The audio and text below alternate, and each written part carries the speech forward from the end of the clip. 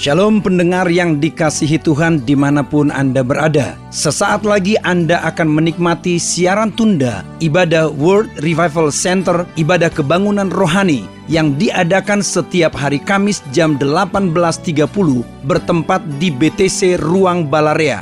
Dalam ibadah ini kesembuhan selalu terjadi, dalam ibadah ini pengurapan selalu dicurahkan. Api Roh Kudus dicurahkan sehingga banyak orang mengalami pemulihan, mengalami kelepasan dan mengalami kesembuhan serta menerima berkat Allah yang luar biasa. Kami mengundang Anda untuk hadir dalam ibadah World Revival Center setiap hari Kamis pukul 18.30 bertempat di BTC Fashion Mall, lantai P1 Ruang Balarea. Selamat menikmati siaran tunda ini. Tuhan Yesus memberkati. Dan semua yang siap diberkati oleh Tuhan malam ini angkat tangan dan berkata amin. Tepuk tangan paling meriah buat Tuhan. Sampai disebut haleluya.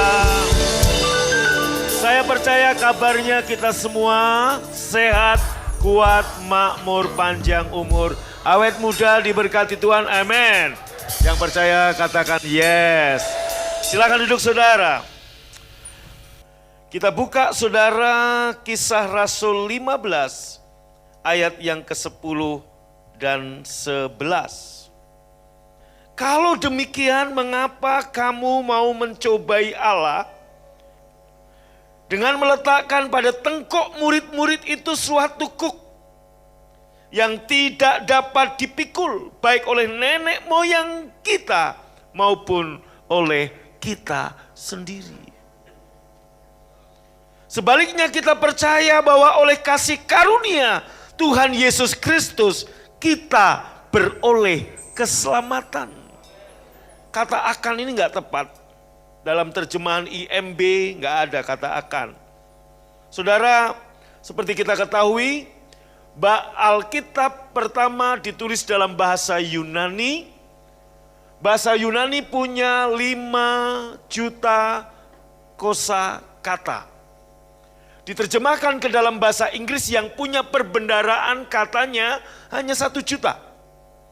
Berarti ada yang terhilang dalam penerjemahan. Kemudian diterjemahkan dalam bahasa Indonesia yang hanya perbendaraan katanya 100.000.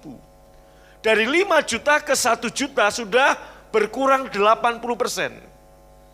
Dari 1 juta ke 100.000 berarti kurang 90%. Kalau dari 5 juta kosakata bahasa Yunani ke 100.000, hanya tinggal berapa persen saudaraku. Akhirnya banyak kita kehilangan makna karena terhilang dalam penerjemahan. Oke, kembali ke tadi saudara, ayat 10. Kalau demikian mengapa kamu mencobai Allah dengan meletakkan pada tengkuk murid-murid itu suatu kuk yang tidak dapat dipikul. Baik oleh nenek moyang kita. Ini sidang di Yerusalem. Sedang rapat sinode. Seperti kita kemarin 1 harian rapat.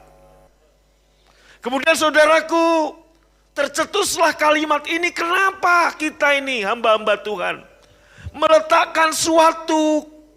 meletakkan pada tengkuk orang-orang percaya suatu kuk. Suatu kuk diletakkan. Ini khotbah hikmat sekonyong-konyong saudara. Saya nggak nyiapkan, saya udah siapkan tapi Tuhan saya bawa ini. Yang tidak dapat dipikul baik oleh nenek moyang kita. Musa. Ini maksudnya Musa, nenek moyang kita ini bangsa Israel keluar dari Mesir. Dan juga oleh kita sendiri, para rasul. Itu aja nggak bisa memikul kuk pada tengkuk mereka. Lebih-lebih saudaraku ini para rasul. Yang notabene pernah dimuridkan Yesus 3,5 tahun. Itu aja nggak bisa mikul kuk. Kenapa kita kenakan pada mereka? Kalau itu dipaksakan maka terjadilah kemunafikan di di dalam seluruh kekristenan. Kuk yang dimaksud apa? Ini yang Yesus katakan dalam Matius 11. Marilah kepadaku semua yang letih lesu dan berbeban berat. Aku akan memberi kelegaan kepadamu, pikulah kuk yang kupasang dan belajarlah daripadaku. Sebab bebanku itu ringan, enak. Kenapa saudaraku? Kalau Anda lihat ayat sebelumnya dalam Matius 11 ini bicara tentang apa saudara? Bicara tentang bagaimana orang-orang, Yesus berkata begini, kalau aku lakukan mujizat seperti di Khorazim, seperti di Kapernaum, aku lakukan itu di Sodom dan Gomora, maka mereka akan percaya, mereka akan bertobat.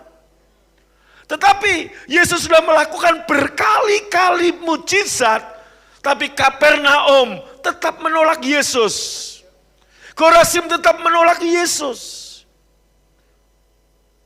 Saudaraku, maka pertobatan itu bukan bicara berbalik dari dosa. Itu nomor sekian. Nomor pertama, bertobat itu artinya Anda percaya Yesus. Amin. Mempercayai Yesus. Nah, saudaraku, ini yang saya katakan godaan kembali muncul untuk orang-orang percaya berjalan dalam Old Covenant. Kita umat Kristen perjanjian yang baru. Kok enggak amin? Saya enggak bicara kitab, saya bicara covenant-nya. Maka kemudian para rasul rapat sinode dan berkata, kenapa kamu mencobai Allah? Dengan meletakkan pada tengkuk mereka suatu kuk. Jangankan mereka, kita sendiri pun enggak bisa memikulnya. Kuk apa sih ini saudaraku? Ten Commandment. Maka kemudian ayat 11-nya ditegaskan, sebaliknya kita percaya kita ini selamat karena kasih karunia, bukan karena yang lain. Amin. Ini saudara. Nah, maka saya mau mengajak Bapak Ibu Saudara di anniversary gereja BFA yang ke-18 dan sinode yang pertama. Saudaraku, Tuhan memberikan pesan untuk kita berjalan, berpikir, bersikap, berbuat dengan pola pikir dan gaya hidup New Covenant. Jangan zigzag, jangan bolak-balik. True Covenant, New Covenant. True grace, kasih karunia. Jangan berjalan dengan satu kaki di perjanjian yang lama dan satu kaki di perjanjian yang baru. Kamu akan dimuntahkan. Muntah bukan karena Tuhan benci kamu.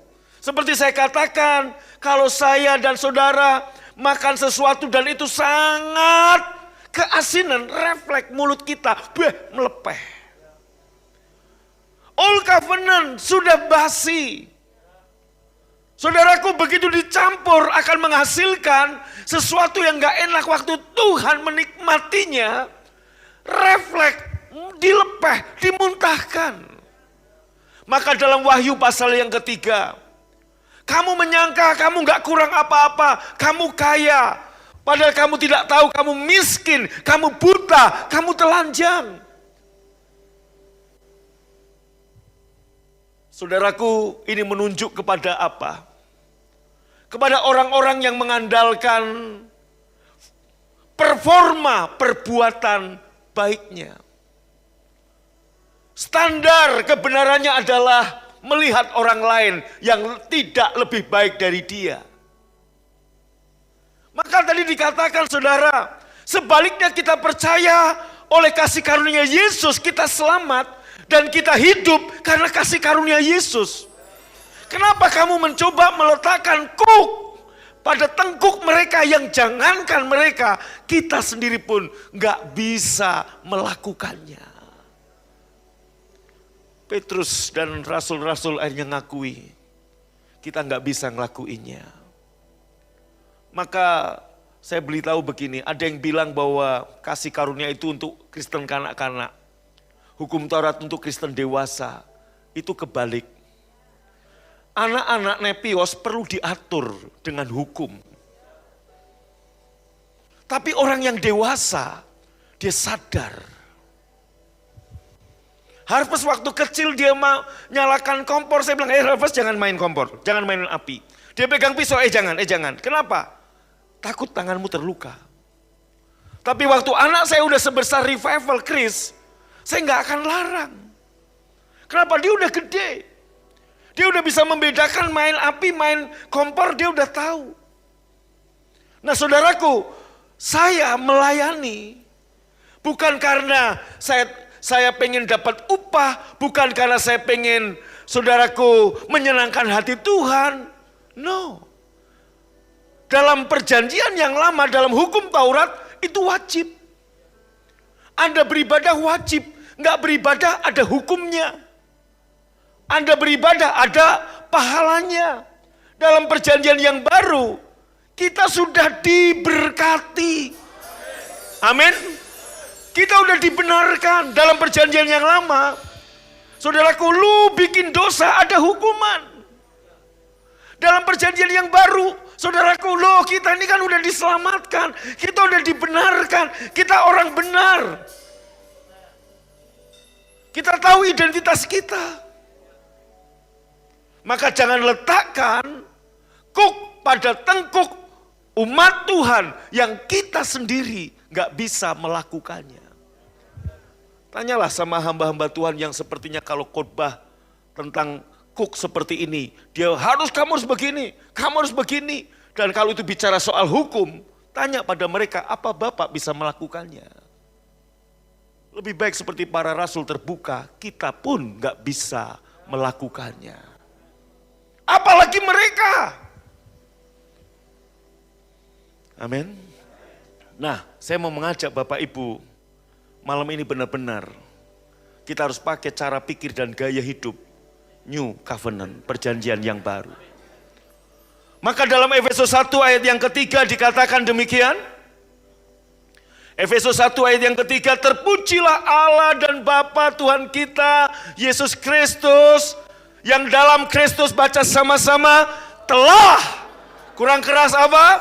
Telah mengaruniakan kepada kita segala berkat rohani di dalam surga.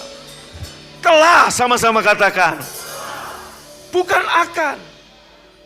Bapak Ibu, banyak orang Kristen berdoa, minta kepada Tuhan, minta sesuatu. Dia nggak sadar bahwa itu sudah kamu punya. Maka doa dalam perjanjian yang lama dan doa dalam perjanjian yang baru jauh-jauh berbeda. Dalam perjanjian lama kamu berdoa, kamu minta karena kamu belum punya. Maka doa Yabes, kiranya Tuhan memberkati aku, kiranya Tuhan menjagai aku, kiranya jangan ada kesakitan kepadaku, kiranya Tuhan memperluas daerahku. Di zaman Yabes doa itu benar. Tapi di dalam perjanjian yang baru, kita nggak lagi berdoa minta untuk sesuatu yang kita belum punya. Kenapa? Firman Tuhan berkata, Kristus telah mengaruniakan. Kata telah mengaruniakan segala berkat rohani. Ini namanya nematikos. Berkat nematikos, ada yang bisa dilihat oleh mata, ada yang nggak bisa dilihat oleh mata. Yang nggak bisa dilihat oleh mata, mungkin saudaraku, oh orang itu penuh dengan damai sejahtera. Anda orang lain nggak bisa lihat. Tapi berkat kesehatan, berkat keuangan, berkat promosi, itu kelihatan. Dan Tuhan bukan akan, tapi telah memberikan semua berkat nematikos ini. Amin. Amin. Saudara dengar, waktu Anda mengerti ini, oh berarti ingat baik-baik. Doa dalam perjanjian lama berkata kepada Tuhan, saudaraku ngomong sama Tuhan untuk minta kepada Tuhan supaya Tuhan menyingkirkan gunung-gunung persoalan, menyingkirkan gunung-gunung masalah. Tapi dalam doa perjanjian yang baru, Tuhan mengajar kita saudaraku, bukan ngomong sama Tuhan untuk mindahin gunung, tapi kita ngomong sama gunung. Dan kita berkata, in the name of Jesus, pindah, tercampak ke dalam laut. Maka engkau akan menerimanya. Amin. Amin. Berbeda sekali. Enggak, amin. Doa perjanjian lama kita ngomong, Tuhan, gunungku besar Tuhan, tolong. Sesungguhnya Anda bukan sedang berdoa, Anda sedang curhat sama Tuhan. Tapi dalam doa perjanjian baru, Yesus berkata dalam Markus 11, berkatalah kepada gunung ini, beranjaklah dan tercampaklah ke dalam laut. Asal kamu percaya, tidak bimbang, maka apa yang kamu katakan itu terjadi. Jadi kita nggak berkata, Tuhan tolong pindahkan gunung, tapi dengan Christ in you, Yesus yang ada dalam dirimu, kamu berkata kepada gunungmu untuk beranjak dan tercampak ke dalam laut. Amin. Ini dia persepuluhan dalam perjanjian lama. Ada reward, ada punishment. You kasih perpuluhan, tingkap langit dibuka. Berkat mengalir. You lupa ngasih perpuluhan, belalang pelahap nyedotin semua punya kamu. Tapi dalam perjanjian yang baru, bukan lagi reward and punishment. Anda ngasih perpuluhan, saudaraku, Anda diberkati. Anda nggak ngasih, ya sudah. Nggak ada belalang pelahap, Anda nggak akan diberkati, itu aja saudaraku. Maksudnya apa? Ada berkat bagian yang kamu nggak terima. Sama dengan perjamuan kudus. You nggak ngambil perjamuan nggak masalah, tapi kamu nggak menikmati kuasa perjamuan kudus. Waktu saudara nggak membawa perpuluhan, Anda nggak menikmati kuasa, berkat, faedah dari persepuluhan. Bapak Ibu, perjanjian yang baru, segala berkat telah diberikan kepadamu.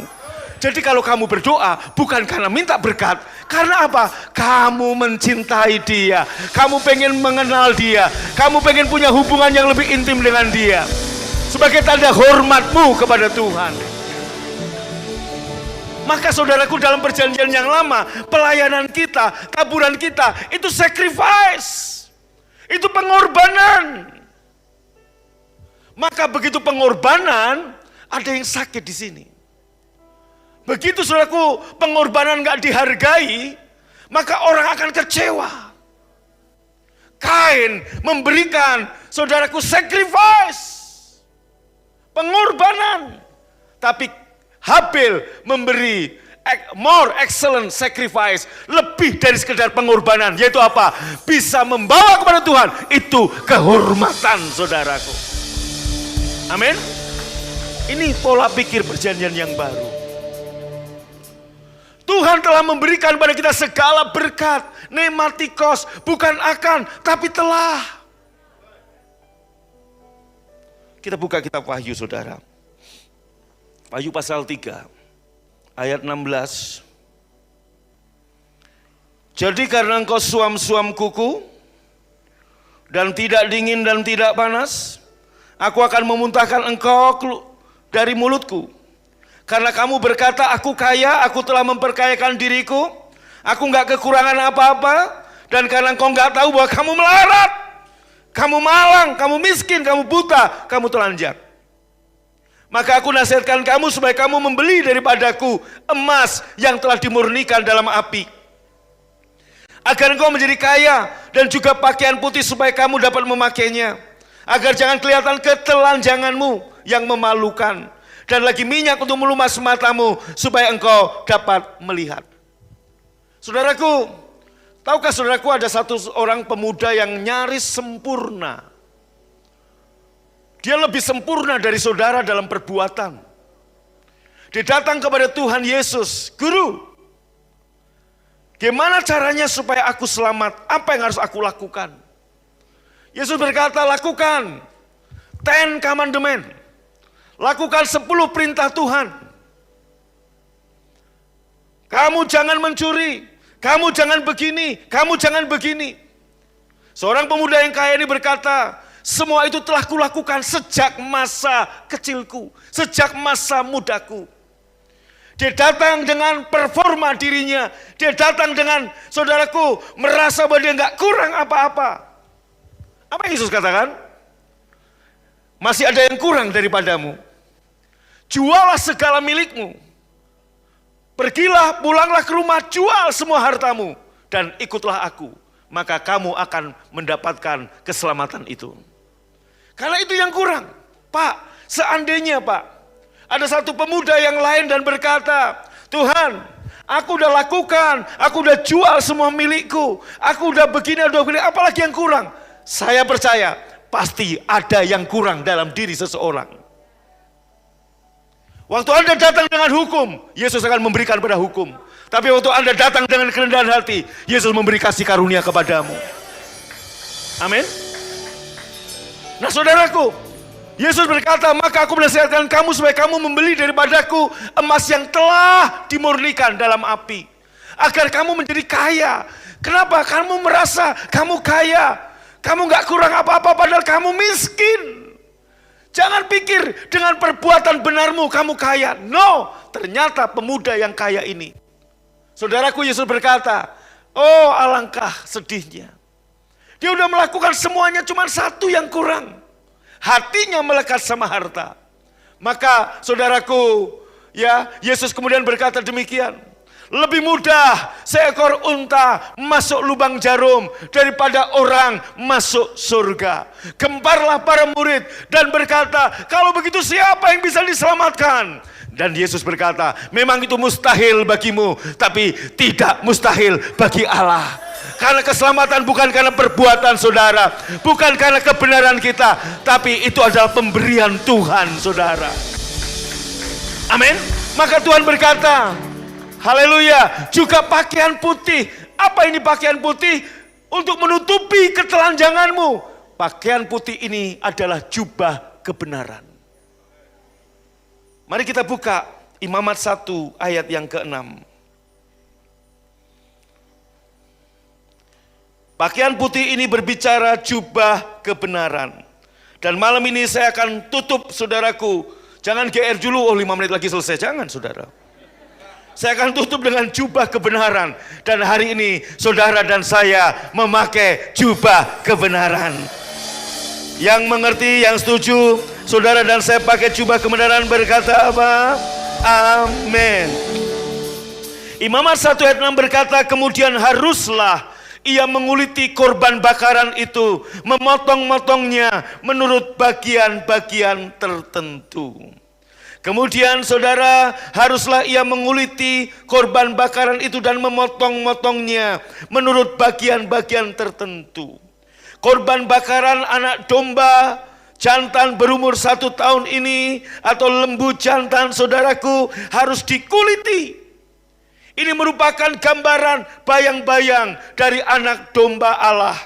Tahukah saudara siapa yang pertama kali mengenakan pakaian kulit kepada manusia? Tuhan sendiri. Anda hari ini mungkin pakai jaket kulit, pakai saudaraku dompet kulit, jangan sombong. Adam dan Hawa sudah pernah memakainya. Dan mereknya langsung Made in Eden.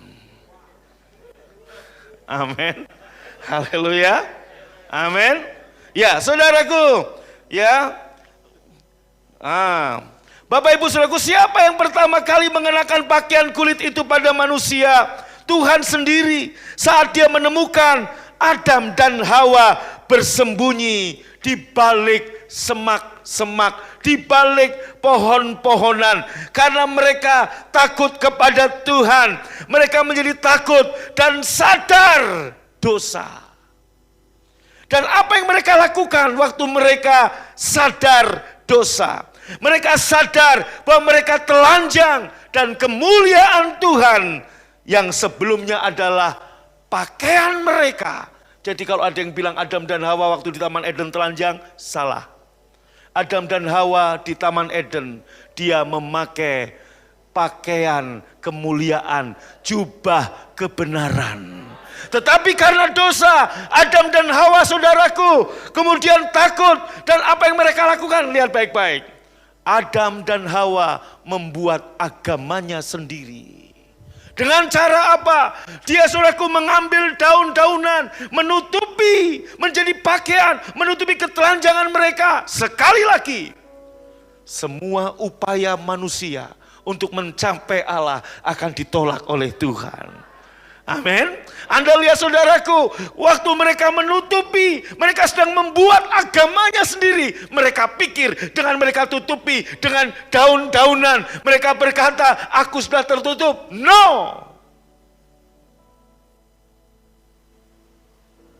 Mata Tuhan bisa menembus hatimu.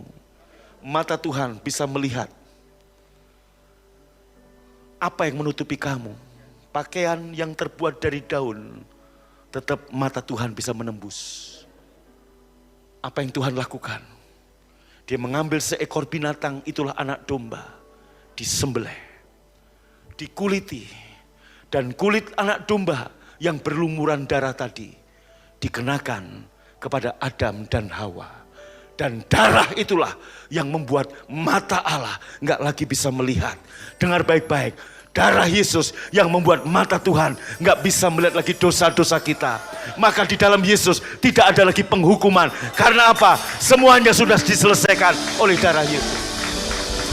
Bapak Ibu Saudaraku, Tuhan membunuh anak domba jantan di Taman Eden, membuat pakaian dan mengenakannya pada Adam dan Hawa. Dalam Kejadian pasal 3 ayat 21. Seekor anak domba harus mati. Ini menggambarkan anak domba Allah. Dan kulitnya yang penuh dengan darah, itu menjadi pakaian mereka. Tahukah Anda, Yesus, anak domba yang disembelih, darahnya bukan saja menghapus dosa-dosa kita, tapi juga saudaraku menutup ketelanjangan kita. Dan Yesuslah mengenakan kepada kita jubah kebenaran. Katakan amin. Anda ditutup oleh darah Yesus, Anda dibenarkan oleh darah Yesus. Dengar baik-baik, angkat tangan saudara. Tuhan telah mengenakan kepadamu, kepadaku jubah kebenaran yang dibayar dengan darahnya. Maka Galatia berkata, siapa yang dibaptis di dalam Kristus mengenakan Yesus. Kata mengenakan Yesus berarti Yesus menutup kita. Jubah yang dipakai Yesus. Perhatikan baik-baik. Malam ini Anda yang ada di rumah, yang sedang terbaring di rumah sakit, atau Anda yang sedang dalam kondisi secara ekonomi, secara macam-macam Anda sedang bermasalah, dengarkan saya. Jubah kebenaran yang Yesus pakai saat dia 3,5 tahun di muka bumi. Saat dia berkata kepada Lazarus yang mati, Lazarus keluarlah. Jubah yang sama itu yang dipakai Yesus saat membangkitkan Lazarus.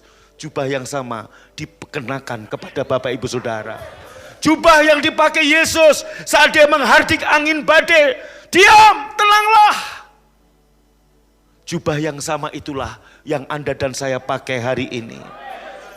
Lebih katakan amin, saudara lebih melihat. Jubah yang sama yang Yesus pakai saat ada 5.000 orang kelaparan dan hanya ada 5 roti dan 2 ikan. Dan Yesus mengucap syukur, memecah-mecahkan roti dan memecah-mecahkan ikan, saudaraku, dan pelipat gandaan terjadi. 5.000 orang makan sampai kenyang dan sisanya berbakul-bakul. Nah, jubah yang Yesus pakai untuk melipat gandakan, jubah yang sama yang Tuhan berikan pada saudara untuk melipat gandakan sebuah talenta yang sudah Tuhan berikan kepada saudara. Haleluya. Apa yang mau kita keluhkan? Apa yang mau kita sungut-sunguti? Efesus 1 ayat 3. Pada waktu hari ini Anda sedang mengalami satu tubuh yang lemah, yang sakit. Angkatlah wajahmu ke atas dan kamu percayalah kamu sudah menerima nematikos kesehatan. Pada waktu Anda mempercaya itu dan memandang itu, maka saya percaya engkau akan melihat, saudaraku, seseorang diubah. Seseorang berubah bukan karena pergumulan. Seseorang berubah karena dia memandang kepada Yesus. Seorang yang dipatuk ular beludak di padang gurun. Saudara, apa yang terjadi saat mereka memandang kepada Yesus? Maka saudaraku, harusnya dia mati dalam hitungan menit. Mereka melihat makin lama dia lihat lukanya kering, nutup, sembuh. Hal yang sama, semakin kita memandang Yesus, perubahan terjadi. Perubahan pola pikir, perubahan keuangan, perubahan promosi, perubahan karakter. Amin. Saudaraku, dengar baik-baik. Semakin engkau memandang Yesus, semakin engkau memandang, engkau bergaul dengan Yesus, engkau akan punya pikiran Kristus. Engkau akan serupa dengan Yesus dalam segala hal. Dari from glory to glory, Tuhan mengubah saudara. Katakan amin. Kita menjadi kuat bukan karena pergumulan. Kita menjadi kuat karena kita semakin memandang Yesus. Maka kita semakin sehat, semakin kuat. Daud berkata, kita berjalan makin lama, makin kuat, hendak menghadap Allah di Sion. Artinya, semakin kita berjalan, semakin kita memandang kepada Yesus, engkau makin lama berjalan, makin kuat. Engkau berjalan makin lama, makin dahsyat. Tepuk tangannya paling meriah. Angkat tangan saudara.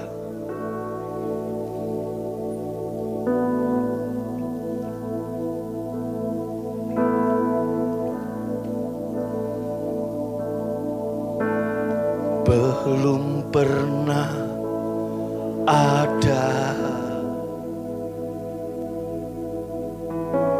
kasih di dunia. Satu tangan taruh di dadamu. Sanggup menerima diriku apa adanya, selain kasih-Mu, Yesus. Takkan ada lagi Tuhan. Yang di rumah bangkit berdiri, angkat tangan. Jangan ada lagi. Angkat wajah, angkat tanganmu. Kasih seperti ini.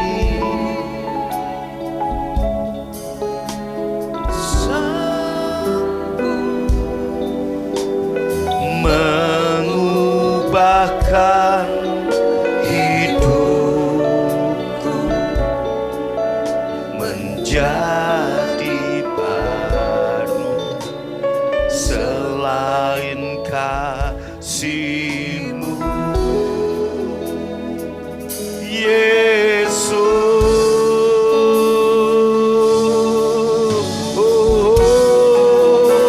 Katakan sama-sama. Kagumi dalam hati,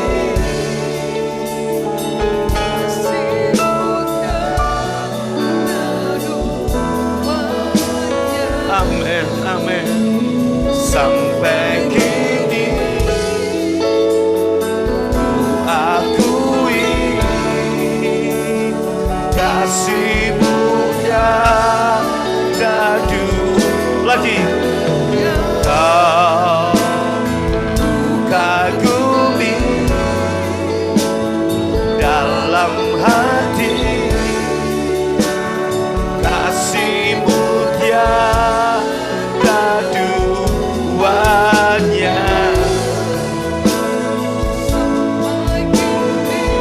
Amin, amin. Ku akui, oh, kasih-Mu tiada duanya. Angkat tangan saudara. Saat saudara percaya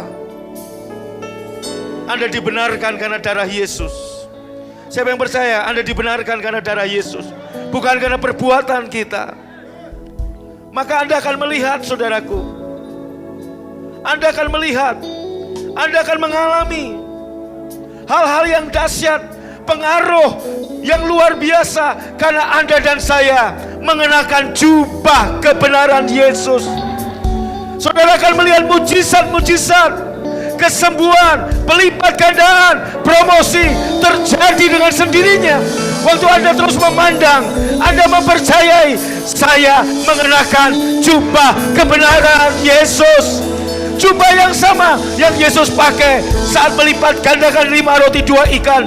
Jubah yang sama yang Yesus pakai saat membangkitkan Lazarus dari kematian. Jubah yang sama yang Yesus pakai berjalan di atas air. Jubah yang sama yang Yesus pakai saat dia melakukan miracles.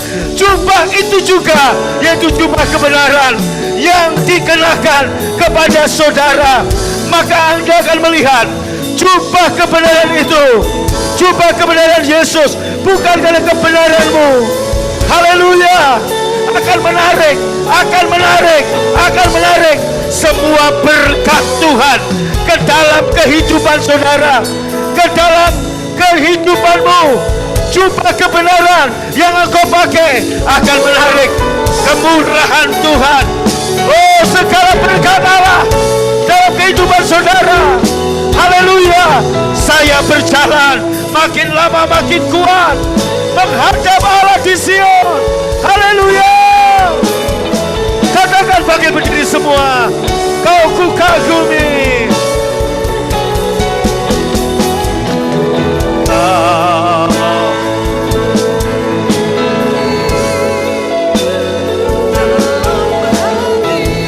Amin.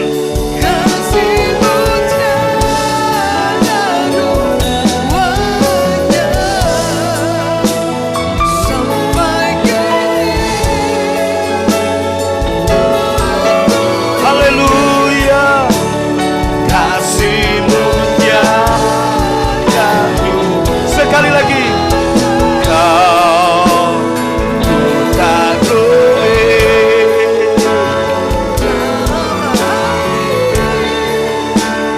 Kasih-Mu tiada duanya.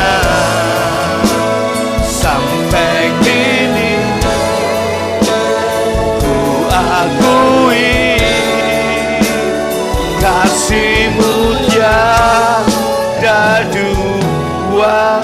Bapak Ibu, angkat tanganmu, baik yang di sini maupun di rumah. Sekarang punyai kesadaran, Anda dan saya mengenakan jubah kebenaran Yesus. Bukan jubah kebenaranmu sendiri, tapi jubah kebenaran Yesus.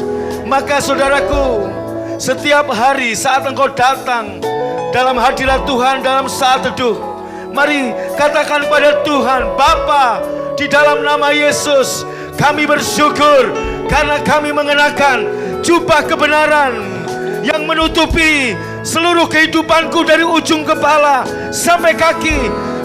Jubah kebenaran yang menutupi masa depanku, jubah kebenaran yang menutupi jalan-jalanku, jubah kebenaran yang menutupi bisnis dan pelayananku, jubah kebenaran yang menutupi studiku. Bapak Ibu, haleluya. Mari katakan, kami bersyukur Tuhan, sebab Yesus adalah anak domba, Paskah korban bakaranku. Haleluya, haleluya.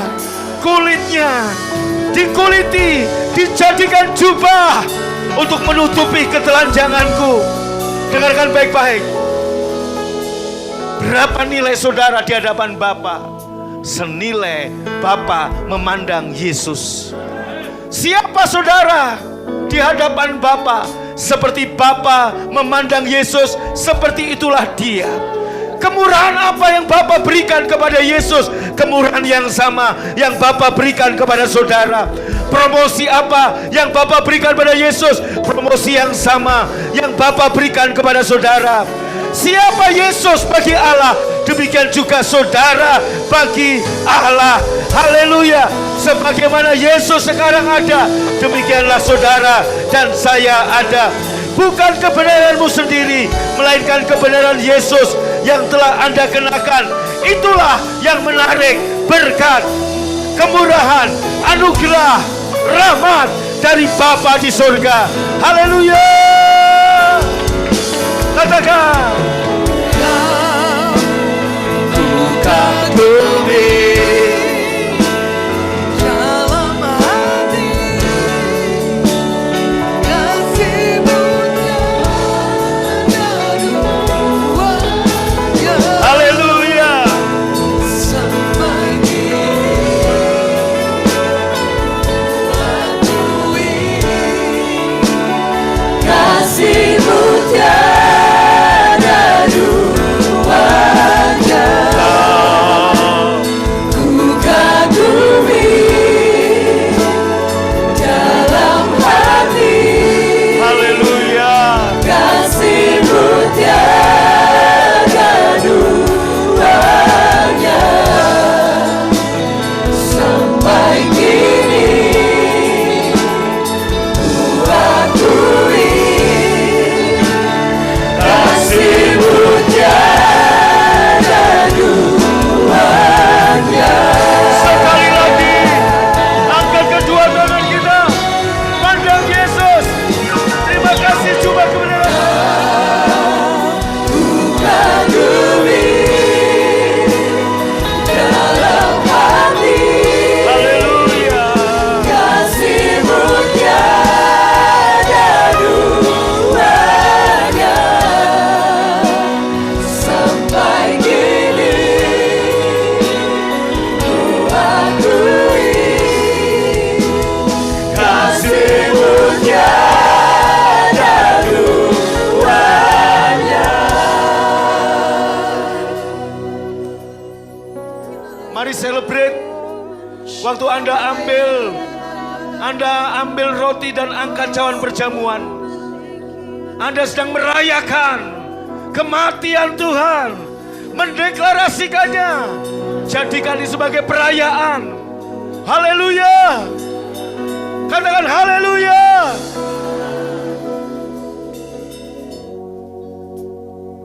Anak domba itu dikuliti. Dan kulit yang masih berlumuran dengan darah dijadikan pakaian untuk menutupi ketelanjangan kita. Dan itulah jubah kebenaran Yesus. Bukankah roti yang kita pecah-pecahkan ini? Inilah tubuh yang tercapik-capik, yang terpecah-pecah. Dan oleh bilur-bilurnya kamu menjadi sembuh. Engkau yang percaya, ini tubuh Tuhan Yesus yang terpecah-pecah untukmu dan untukku. Ambil dan makan dalam nama Yesus.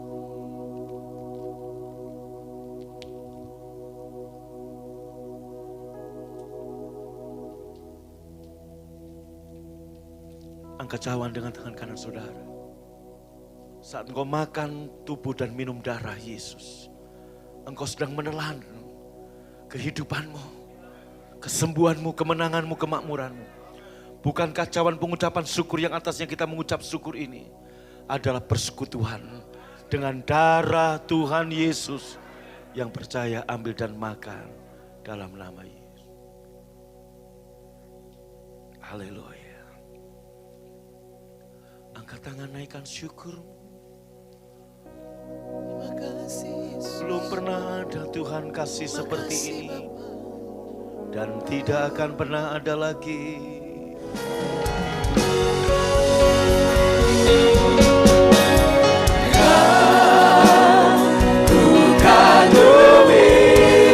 Ku kagumi dalam hati, kasih-Mu tiada duanya.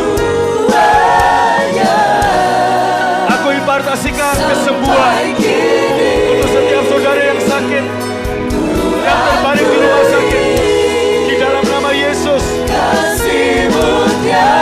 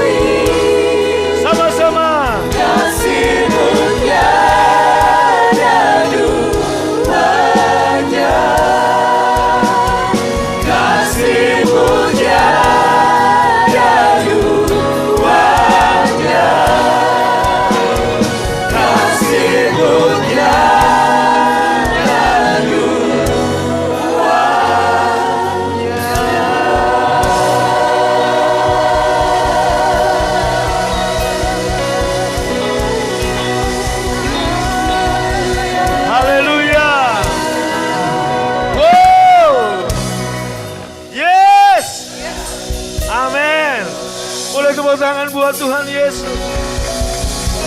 Anda dan saya mengenakan jubah kebenaran Yesus. Haleluya, sadari. Berjalan dalam kesadaran.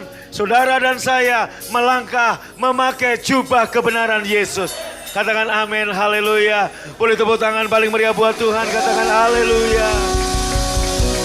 Angkat tanganmu. Hamba berdoa untuk setiap orang yang sakit di rumah sakit dimanapun mereka berada.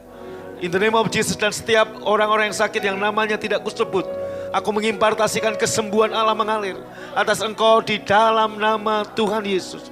Dan hari ini kami tahu, kemanapun kami melangkah, kemanapun kami pergi, dimanapun kami bekerja, kami mengenakan jubah kebenaran Yesus. Maka itu menarik, semua berkat kemurahan, anugerah yang Bapa sudah sediakan bagi kami. Haleluya! Terima kasih Tuhan, sebagai tanda syukur kami, sebagai sebuah kehormatan kami mau membawa persembahan kami. Siapa kami bisa memberi kepada Allah yang Maha Kaya? Siapa kami diberi kehormatan untuk mengembalikan berkat yang sudah Bapa berikan bagi kami, dan engkau menerimanya. More excellent sacrifice, bukan pengorbanan, itulah kehormatan. Terima kasih, berkati semua tangan yang memberi, yang menabur. Haleluya. Dan sebelum kami pulang, kami buka hati, angkat tangan, kami terima berkat-Mu. Berkat damai sejahtera, kasih karunia dari Bapa di surga, cinta kasih dari Tuhan Yesus, dan persekutuan yang manis Roh Kudus menyertai memberkati saudara dari sekarang sampai selama-lamanya. Yang percaya dan diberkati berkata, amin. Anda baru saja mengikuti cuplikan siaran tunda ibadah World Revival Center yang terjadi di hari Kamis, jauh lebih dahsyat dari apa yang Anda dengar. Oleh karena itu, kami mengundang Anda untuk hadir dalam ibadah World Revival Center setiap hari Kamis bertempat di BTC Fashion Mall, lantai P1 Ruang Balarea pukul 18.30. Dan bagi Anda yang rindu didoakan, SMS kami di 0818218737. Untuk informasi hubungi 6126088. Tuhan Yesus memberkati.